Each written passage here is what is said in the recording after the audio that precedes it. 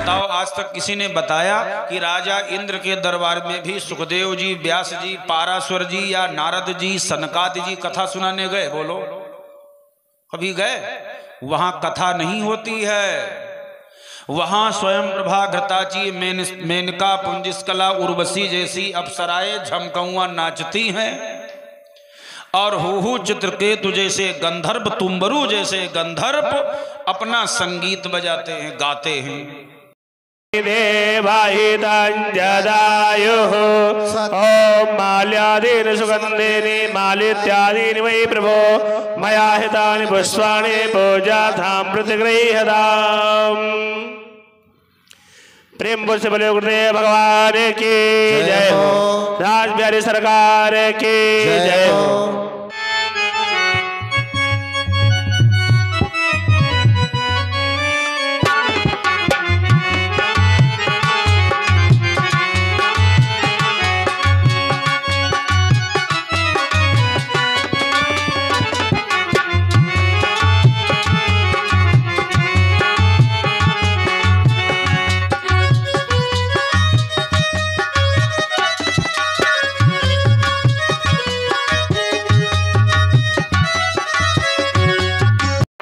द्वापर की कथा में भी परशुराम जी का संवाद अपने शिष्य से हो गया, झगड़ा हो गया। कहां पर? जिस समय काशी नरेश की 3 कन्याओं को महात्मा भीष्म ने हरण किया, राजा शांतनु की मृत्यु हो गई और महाराज शांतनु के 2 पुत्र हुए, विचित्रवीर और चित्रांगद। भीष्म ने वैराग्य ले लिया है, यमुना जी के किनारे छोटी सी मड़ैया डाल करके रह रहे हैं। आवाज डाउन हो गई। यमुना जी के किनारे रह रहे हैं। उसी समय काशी में स्वयंवर चल रहा था। तिथि तारीख निश्चित है। माता सत्यवती ने एक दिन भीष्म को बुलाया और कहा, बेटा देवव्रत, काशी की 3 राजकुमारियां हैं, अंबा, अंबिका और अंबालिका। अगर तुम चाहो तो बलपूर्वक उन कन्याओं का हरण कर सकते हो। बाकी तुम्हारे भाइयों को तो वहां स्वयंवर में जाना व्यर्थ ही है। काहे? ऐसे रूपवाने देखे में खजाहा लगी रहे हैं।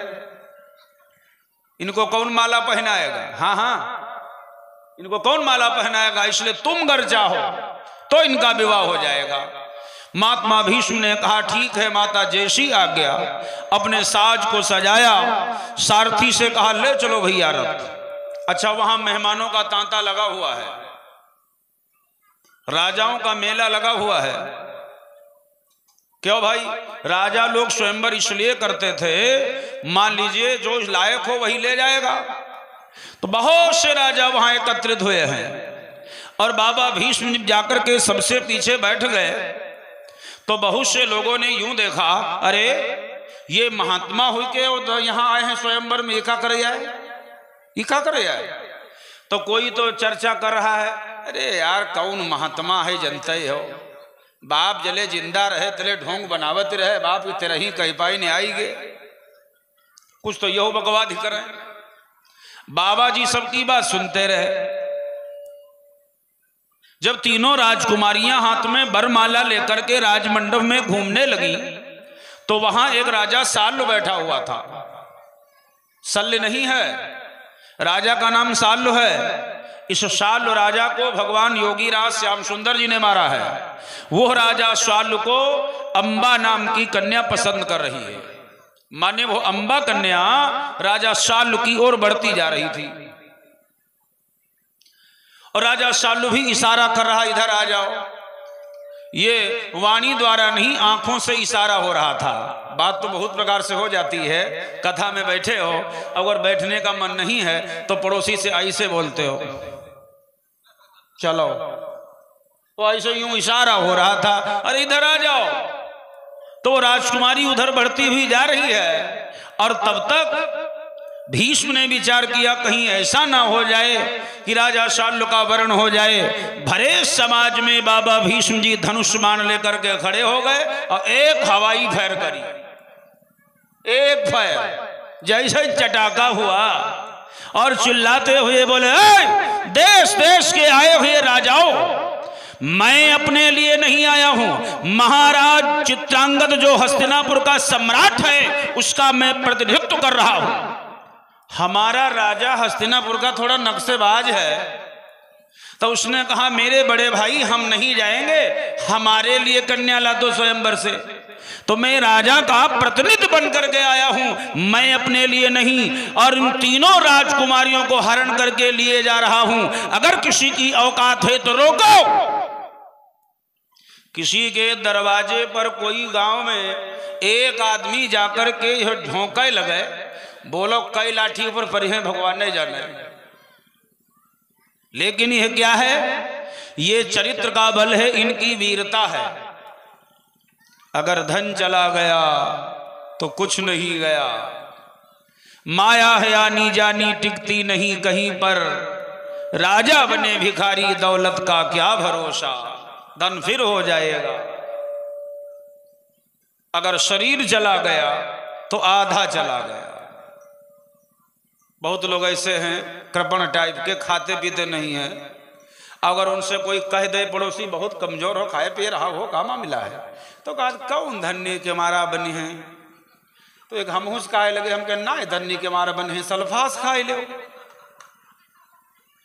अगर शरीर चला गया तो आधा चला गया, क्योंकि शरीर साधारण तपस्या से नहीं मिला है। बड़े भाग मानुष तनु पावा, बड़े भाग मानुष तनु पावा, सुर दुर्लभ सद्ग्रंथन का।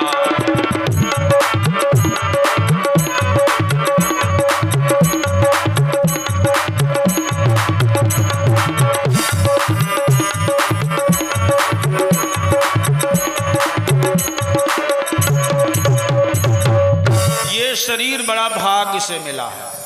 इस शरीर को पाने के लिए देवता तरस रहे हैं। क्यों भाई? स्वर्ग में कथा नहीं होती है। आपके यहाँ महाराज जी कौन सा ये आयोजन है? 30वां है, 29वां है। ये 29 वर्ष हो गया है यज्ञ होते हुए। बहुत से विद्वान आए बोलकर चले गए। मैं निवेदन करूं, बताओ आज तक किसी ने बताया कि राजा इंद्र के दरबार में भी सुखदेव जी, व्यास जी, पाराशर जी या नारद जी, सनकादि जी कथा सुनाने गए? बोलो, कभी गए? वहां कथा नहीं होती है। वहां स्वयं प्रभा, घृताची, मेनका, पुंजिस्कला, उर्वशी जैसी अप्सराएं झमकौआ नाचती हैं, और हूहू चित्रकेतु जैसे गंधर्व, तुम्बरू जैसे गंधर्व अपना संगीत बजाते हैं, गाते हैं। वहां कथा नहीं होती है, कथा हमारे यहां होती है।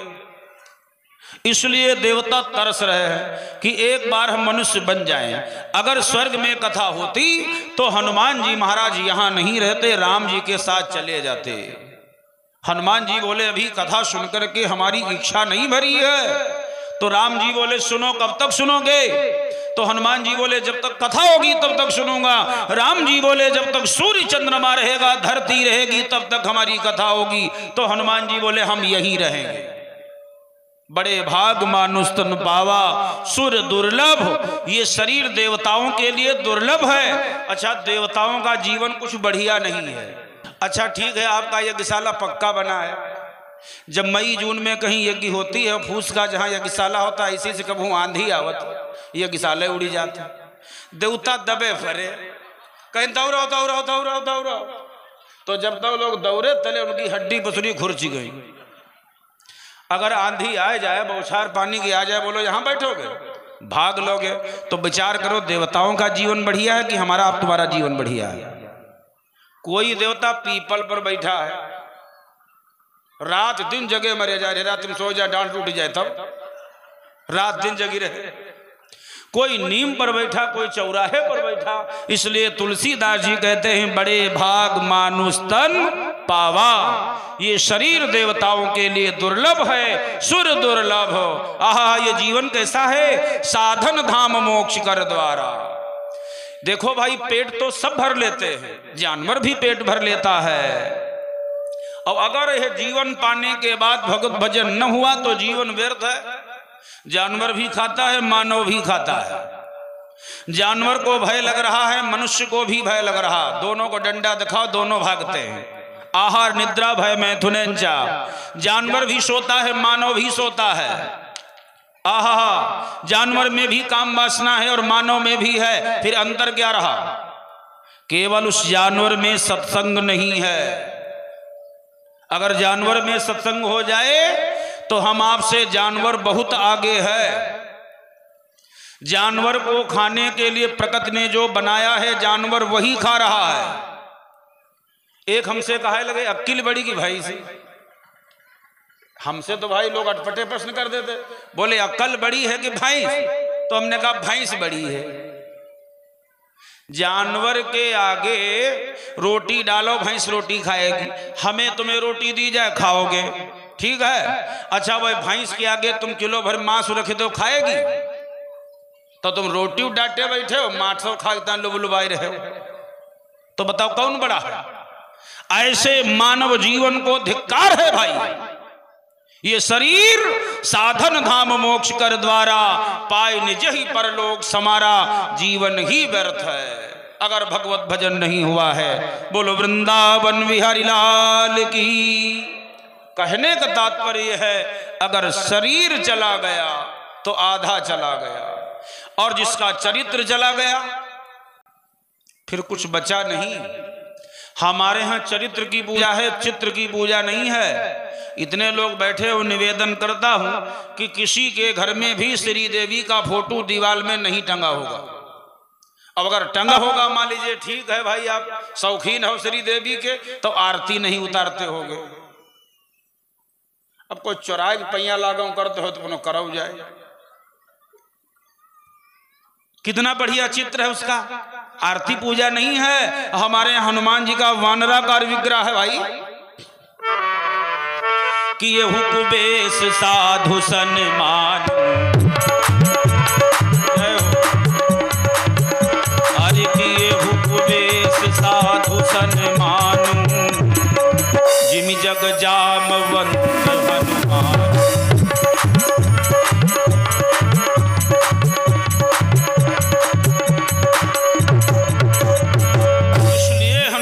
की घर घर आरती होती है, आरत कीजिए हनुमान लला की।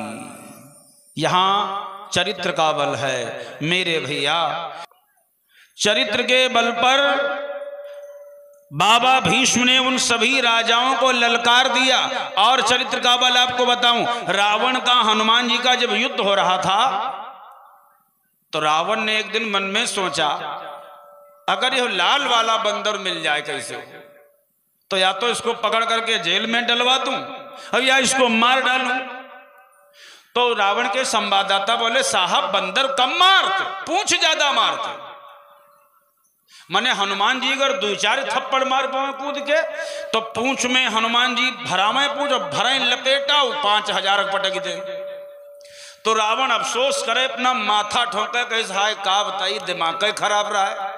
नमका दुहे दिन कह देख रहा है, कभी के ममता पूंछ पर सबई कहां समझाए, और बांका एक पिटाए के एक ही पूंछ ले कटवाए।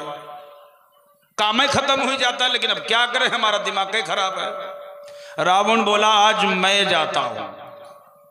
हनुमान जी के सामने जब लड़ने आया तो हनुमान जी को ही ढूंढे, वीरों ने कहा बजरंगबली रावण तुम्हारी ओर आ रहा के ना आवे दो।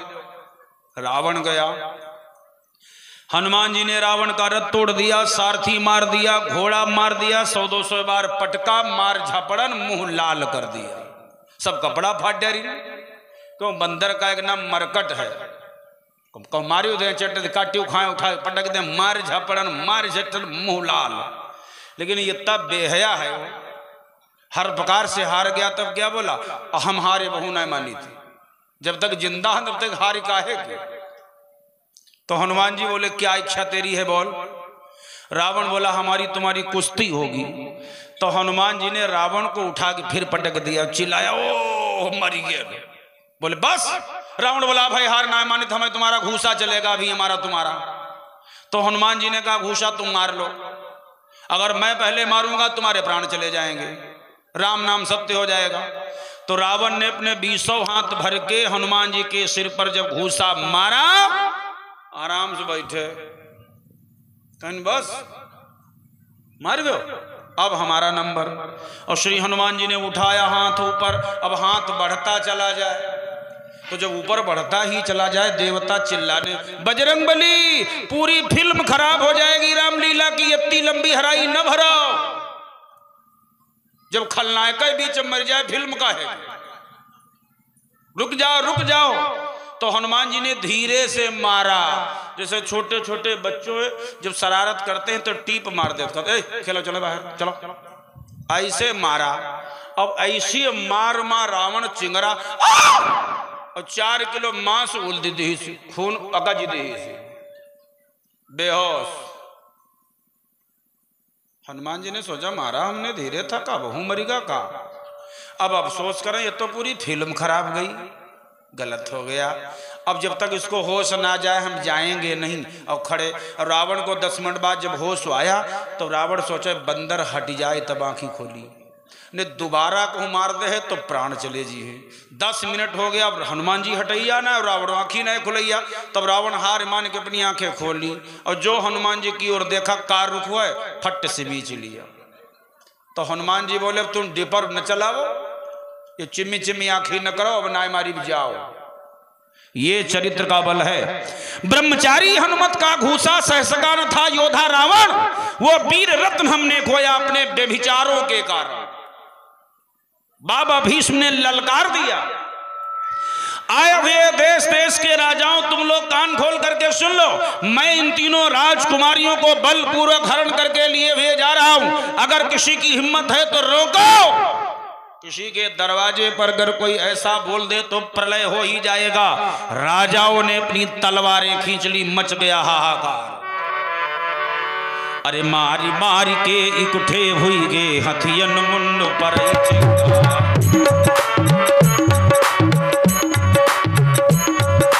मारी मारी के इकट्ठे हुई गे हथियन मुंड पर चिंगार।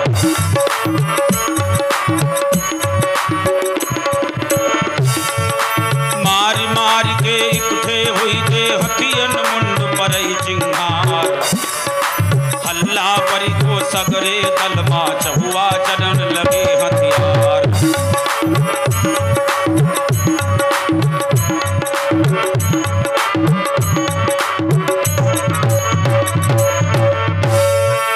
भाला बरसी तेगा बिछुआ कहूँ कहूँ मानन की बौछार। भीषम चढ़िगा जब जो धन पे भूल गए खल मारा मार।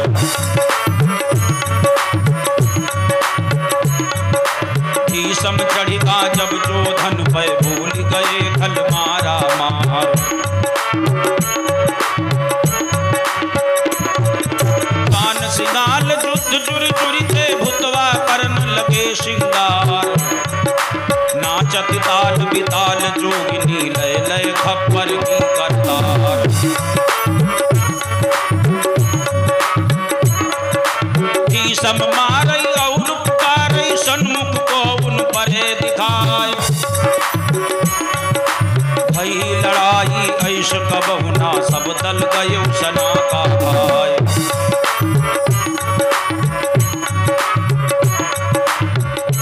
अरे भैया, भीषण जब हाहाकार मचा महात्मा भीष्म के द्वारा, और तीनों राजकुमारियों को बांध करके रथ में डाल दिया। बोले अगर किसी ने भागने की कोशिश की मार डालूंगा। तीनों राजकुमारियों को बलपूर्वक हरण करके जब हस्तिनापुर ले आए, और माता सत्यवती से कहा मां मैंने आपके आदेश का पालन किया। भाई 2 हैं, राजकुमारी 3 हैं। अंबिका का पाण ग्रहण संस्कार राजा चित्रांगद के साथ किया गया, और उनके छोटे भाई विचित्रवीर ने अंबालिका को पसंद किया। पितामह तो चले गए आश्रम, राजभवन में राजकुमारियों को छोड़ दिया, चले गए आश्रम रह रहे। क्यों? असली बाबा गांव ना आई जाते, बुलाए जाते तब जाते। नकली बाबा गांव बाहर ना जाते, भगाए जाते तब जाते। बोलिए सियावर रामचंद्र की ही। अब वो जमुना जी के किनारे रह रहे हैं। धीरे धीरे 1-1.5 महीना बीत गया। अब कभी वो राजकुमारी अंबा अगर कह दे सत्यवती माता से, मां अपने बड़े पुत्र भीष्म को बुलाओ जो स्वयंवर से हमको लाए हैं पकड़ करके। माता राजमाता सत्यवती जानती हैं, डांट दें, चुप बैठ, बकवास न कर, किसी दिन बुलाऊंगी। 1-1.5 महीना हो गया, धीरे धीरे 40 दिन हो गया भाई। किसी कार्य से बाबा भीष्म जी घर बुलाए गए। राजकुमारी अंबा ने जब एकांत देखा तो दौड़ करके मिली, हाथ जोड़ करके निवेदन किया, महाराज मेरी दोनों बहनें अपने जीवन को सानंद बिता रही हैं। उस राजकुमारी ने कहा, महाराज ये दाढ़ी बनवाओ। बहुत डाउन हो गया। हेलो। भीष्म ने कहा, नहीं नहीं, हमारा जीवन वचन से बंधा हुआ है, हम इसी वेश में अपना पूरा सारा जीवन बिताएंगे। तो वो क्या बोली, ठीक है, तो आप हमको लाए क्यों? कभी कभी ये माताएं देवियां ये भी कह देती हैं, जैसे मान लीजिए आपस में अगर झगड़ा हो जाए, कोई फरमाइश हो जाए, तो क्या बोलती, तब मोर धर के चल दिया रहा, तब नहीं जानने रहो। बोलो लक्ष्मी नारायण भगवान की। उस राजकुमारी ने निवेदन किया, महाराज एक बात बताओ, मैं अपनी किसी बहन से रूप में कम हूं? कहा, नहीं नहीं, आप तो सुंदर हो, परम सुंदरी हो। फिर ये बताओ, मैं पापिष्ठा हूं, अधम हूं? नहीं नहीं, महान हो। क्या मैं स्वयंवर से लाई नहीं गई? क्या मैं राजा की कन्या नहीं हूं? आप हमसे विवाह क्यों नहीं करोगे? पितामह ने कहा, यही तो चिंता खाए जाती है। तुम 3 बहनें हो, तो हमने तो ये सोचा था जिन कन्याओं को हमारे भाई पसंद करेंगे उनका विवाह कर लेंगे और बाकी विवाह करा दिया जाएगा। सर्वत्र कलाश करा डाली, फिर भी मैं घर से हिला नहीं। क्या करूं देव तेरे लायक, कोई सुयोग्य वर मिला नहीं।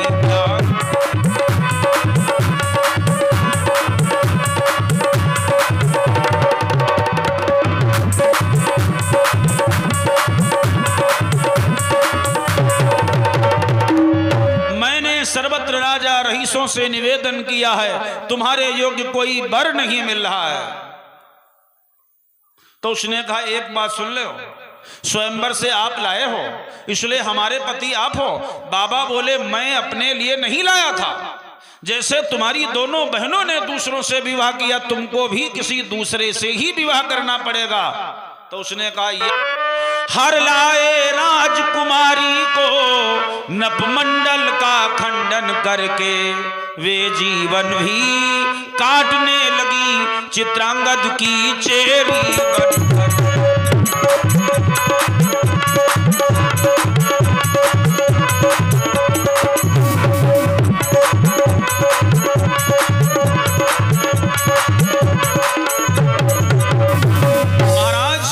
विवाह तो आपका हमारे साथ होगा, मैं अन्यत्र विवाह नहीं करूंगी। तो भीष्म बाबा ने निवेदन किया, देवी मान जाओ, ये जिद न करो, अपना जीवन खराब ना करो। और एक बात बताऊं, तुम्हारी जिसके साथ इच्छा उसके साथ तुम्हारा विवाह करा दो। लोकेंद्र कहो, देवेंद्र कहो, सर्वेंद्र कहो, मैं बुलवा दूं। जल थल में बोलो, रीझ से तेरी शादी मैं करवा।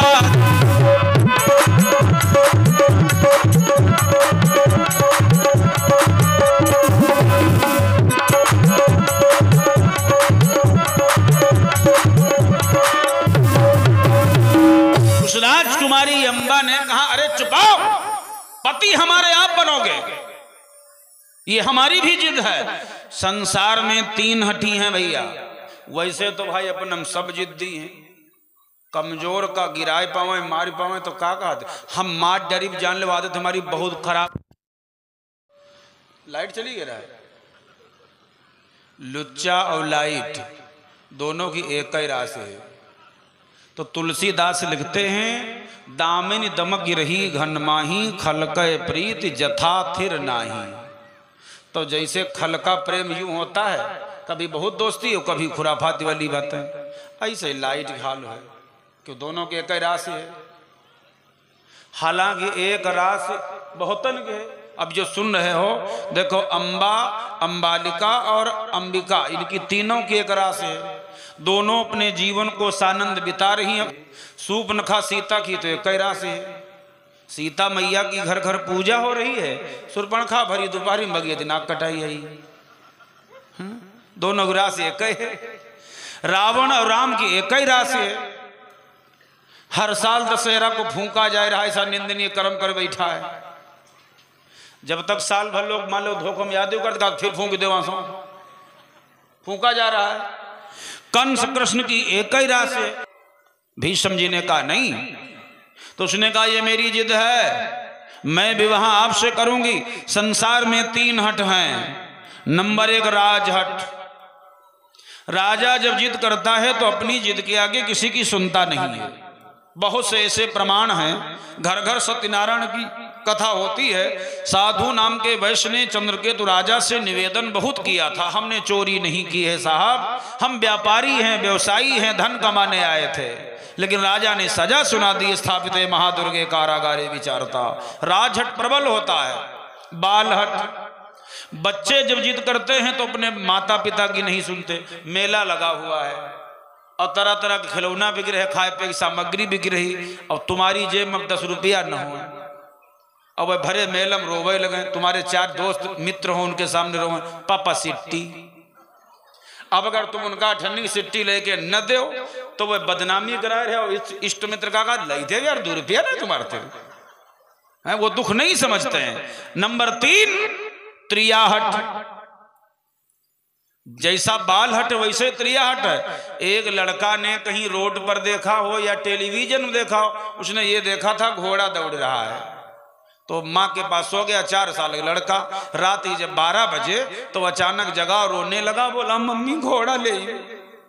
तो मातारी चुपा रहा, भैया घोड़ा बाजार तो मंगाई देव, कल ही मंगाई देव। लेकिन माना ना, रोया बहुत। तो लड़के का पिता बड़ा समझदार, वो दौड़ता हुआ आया और बेटा के सामने घोड़ा बन गया। मातारी कहे ले लो घोड़ा है, आ गया ले घोड़ा ले। तो बोला मम्मी घोड़ा पर बैठी।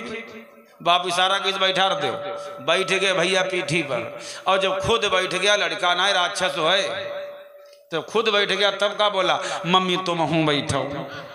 कहा मम्मी तुम हूँ बैठो। और मम्मी को मन बैठे बहुत जोर कि मम्मी सोचा ये कह दें जानो हम कूदी बैठी जाई।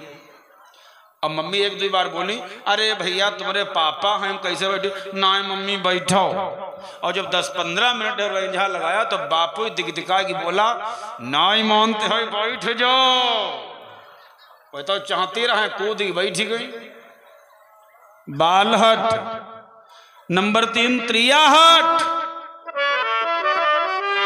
अबला सबला हो जाती है जब त्रिया चरित्र दिखाती है। क्षण भर में करती शत्रु मित्र, मित्रों को शत्रु बनाती है।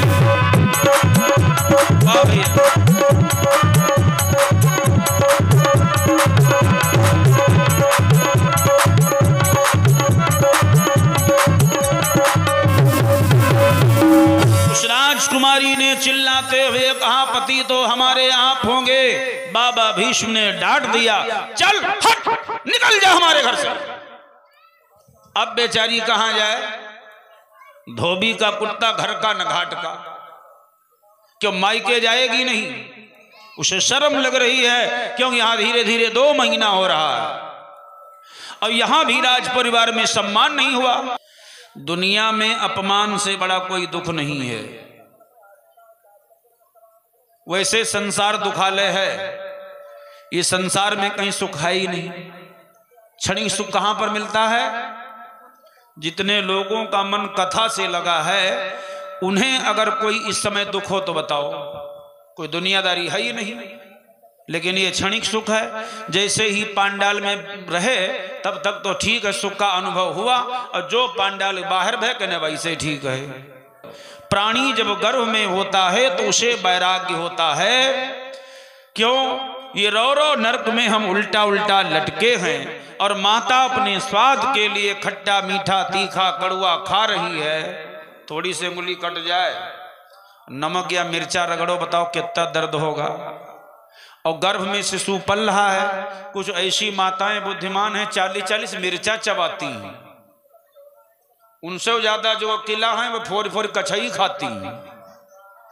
ये दिया दिवारी हर साल खरीदते हो का कोई घर में 5 देरी ढूंढे मिली हैं, तलियम फेंका ही ना गए, घूरे पर डारे उन्हें आखिर भई का खाई गई भोरी की। अब शिशु को वेदना हो रही है, तकलीफ कर रहा है, हे भगवान रो रो नरक से पार करो। गर्भ माँ सबके निकट जब किसी की अंत्येष्टि में जाते हो वहां लोग कहते राम नाम सत्य क्षणिक वैराग्य।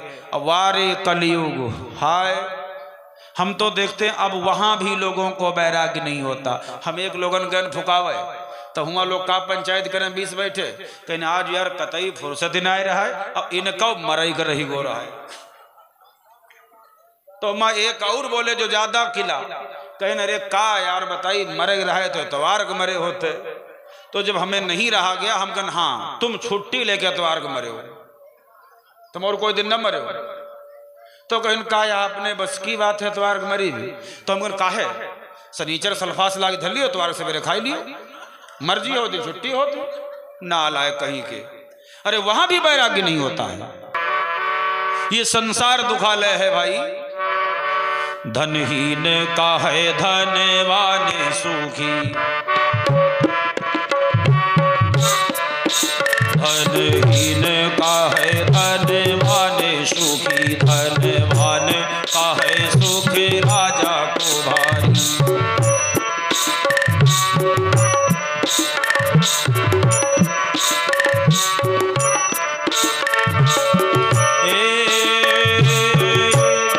राजा का है महाराजा सुखी, महाराजा का है सुख इंद्र को भारी। दास को दास का है तुलसी, बिना भक्ति के संसार दुखारी।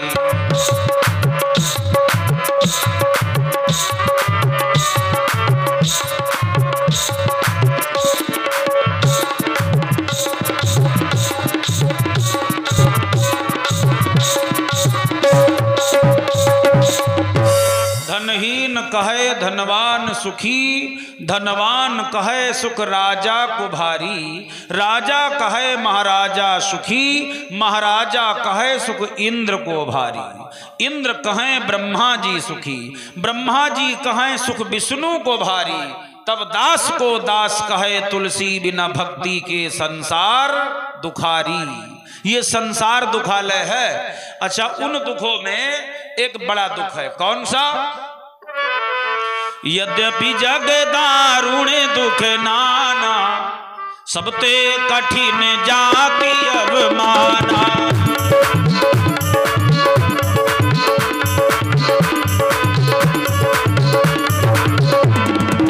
नहीं दरिद्र सम दुख जग माही, संत मिलन सम सुख जग नाही।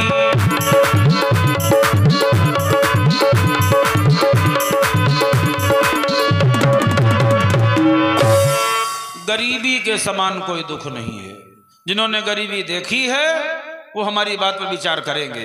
गरीबी के समान कोई दुख नहीं है। नहीं दरिद्र सम दुख जग माही, और संत मिलन सम सुख जग नाही। इससे भी बड़ा एक दुख है क्या?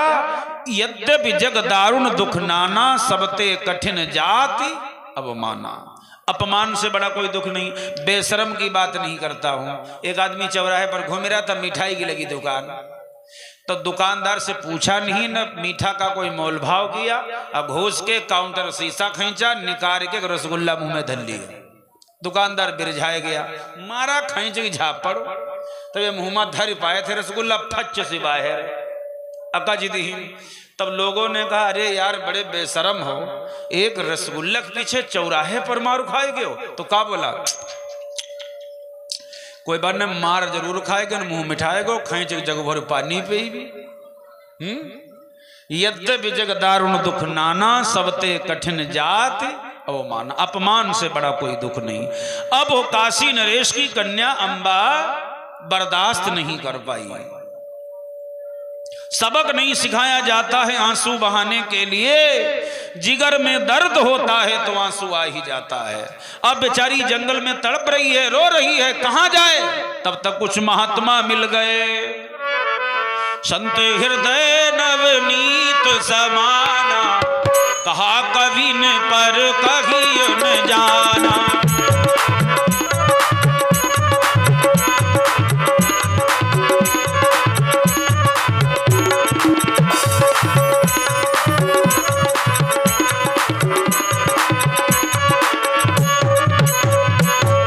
साधु का हृदय होता है मक्खन, जिसको नैनू कहते हो, नवनीत समाना। बाबा लोगों ने राजकुमारी को रोते देखा, बिटिया काहे रो रही हो? तो उस राजकुमारी ने कहा, हस्तिनापुर में एक महात्मा है, बाबा भीष्म हमको स्वयंवर से हर लाए, अब वो विवाह नहीं कर रहे हैं। अरे महात्मा बोले, आए भीष्म, एक बात बताऊं, तुम उनके गुरु जी के पास जाओ। अब भीष्म पितामह के गुरु हैं भगवान परशुराम, कहा तुम वहां जाओ, तुरंत फैसला, जाओ जाओ। अब वो राजकुमारी अम्बा जिस समय भगवान परशुराम जी के आश्रम में पहुंची है, ध्यान अवस्था में बाबा परशुराम बैठे, दरवाजे पर हो रोने लगी, गुरुदेव बचाओ। टूटी समाधि भृगुनंदन की, देवी की आत्म पुकार।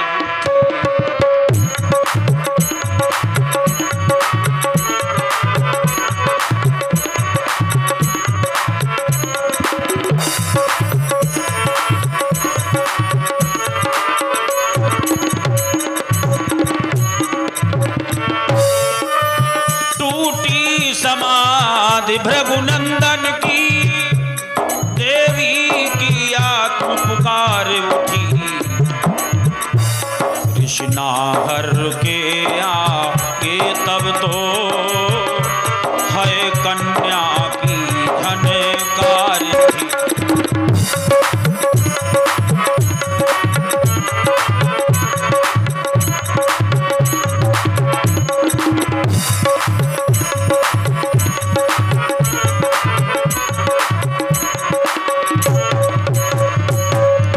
परशुराम जी फरसा लेकर के बाहर आए। देवी कौन हो? गुरुदेव मैं आपत्ति की सताई हूं, परिचय दो। काशी नरेश की कन्या हूं, उजरे दिन की फुलवारी हूं।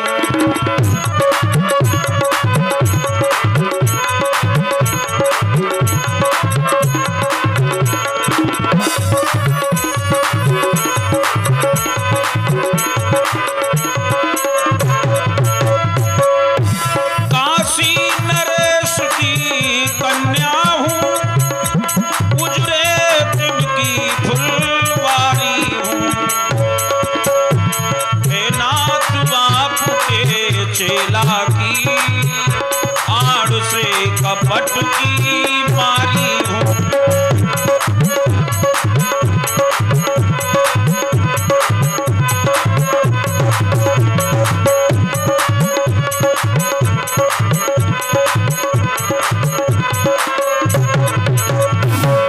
महाराज मैं आपके शिष्य की सताई हूं। महाराज काशीपति की मैं बेटी हूं, मेरा नाम अंबा है। भीष्म स्वयंवर से मुझे ले आए, अब विवाह नहीं कर रहे हैं।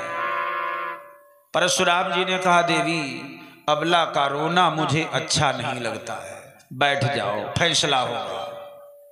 और अपने आश्रम से एक शिष्य को भेजा, भैया जाओ यमुना जी के किनारे छोटी मड़ैया डाले, वो ब्रह्मचारी देवव्रत रह रहे, बुला लाओ। तो परशुराम जी के आश्रम से जब सूचना आई, बाबा भीष्म ने सुना गुरु जी ने बुलाया है, गदगद हो गए। जब कोई गुरु अपने शिष्य की याद करे तो चेला भाग्यवान है। आजकल के बहुत ऐसे गुरुजन हैं, चेलन की जनता ही नहीं है। कैसे जाने? तुम टेलीविजन मंत्र लिए बैठे हो, उनके 5 करोड़ चेला हैं, तुम्हारे से बहुत घूम रहे। दीक्षा ऐसे से लेना चाहिए, कम से कम वर्ष में 1-2 बार आपके घर आ सके। तुम उसकी सेवा कर सको। जब तक कान में मंत्र नहीं लिया जाता है, मंत्र मान्य नहीं है, चाहे टेलीविजन गुरु बना ले, चाहे टेप रिकॉर्डर। मेरे भाइयों, परशुराम जी की सूचना जिस समय देवव्रत भीष्म के पास आई, प्रसन्न हो गए, गुरु जी ने याद किया है, पहुंच गए। गुरुदेव क्या आदेश है? और तब तक देखा ये राजकुमारी अंबा गेट पर मिल गई। अरे कमाल हो गया, यहां तक पावर लगा दिया। परशुराम जी ने कहा, बेटा भीष्म, इस कन्या से तुम्हारा कोई परिचय है? बोले, हाँ गुरुजी, मैं स्वयंवर से लाया था। फिर आपने विवाह क्यों नहीं किया? महाराज जी, आप तो जानते हो कि हम ब्रह्मचर्य का व्रत ले रखे हैं, आजीवन ऐसे जिंदगी काट दूंगा, विवाह नहीं करूंगा। भगवान परशुराम जी ने कहा, अपने पिता के सुख के लिए तुमने प्रतिज्ञा किया था, तुम्हारे पिता का विवाह हो गया, तुम्हारे 2 भाई हो गए, हस्तिनापुर का राज्य भी ठीक चल रहा, तुम्हारे बाप मर गए, बाप की 13 तक हो गए, अब तुम विवाह कर लो, इस बेचारी का जीवन बर्बाद ना करो। बोले, गुरु जी क्षमा करो, ये ना कहो, उतना ही बोझ डालिएगा जितना अनुगामी उठा सके, और हे पूज चरण गुरुदेव मेरे, ये आपको सेवक निभा सके।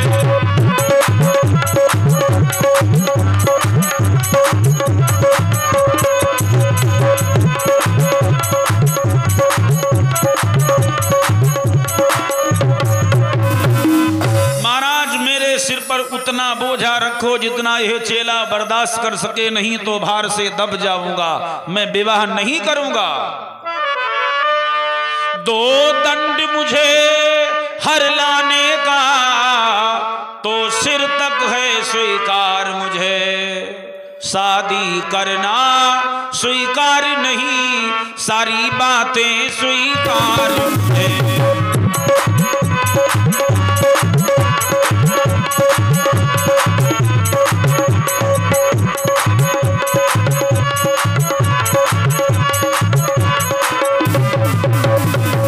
अगर हरण करने का मुझे दंड दिया जाए तो मैं मृत्युदंड भी स्वीकार कर लूंगा भगवान, इस राजकुमारी से विवाह नहीं करूंगा, ये मेरा भी प्रण है।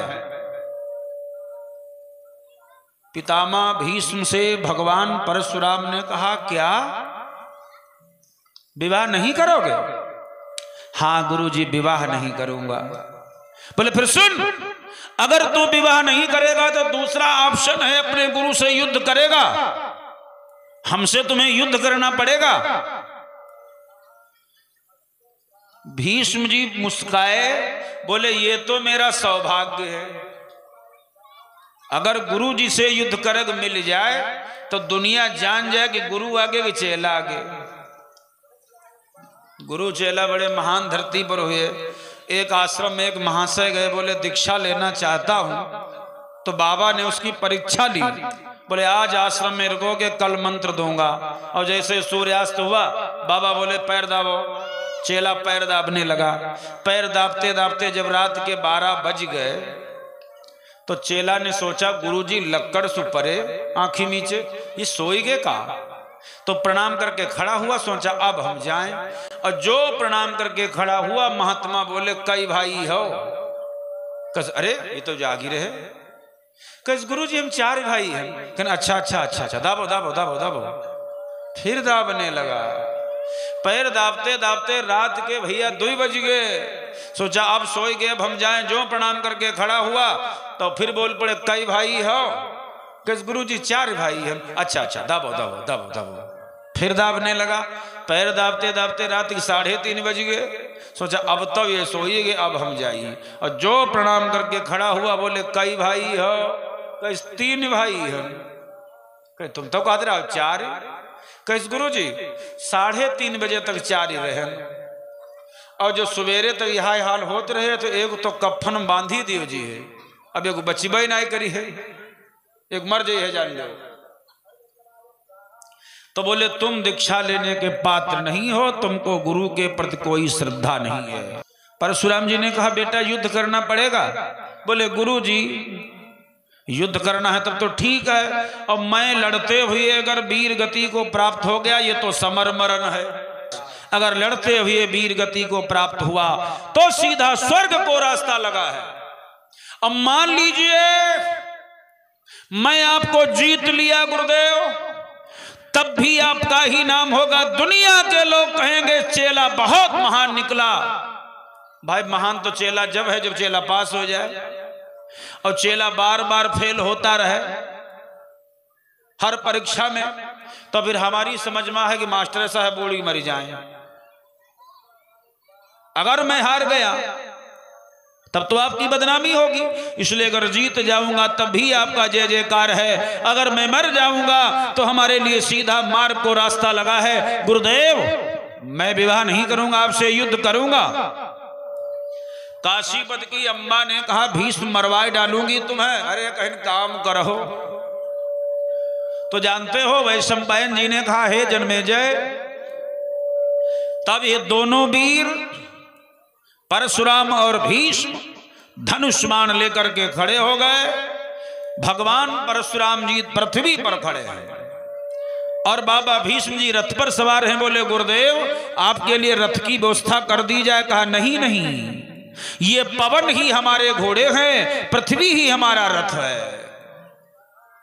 मैं पृथ्वी से ही लड़ूंगा। होने लगा महासमर। कैसा युद्ध हुआ है।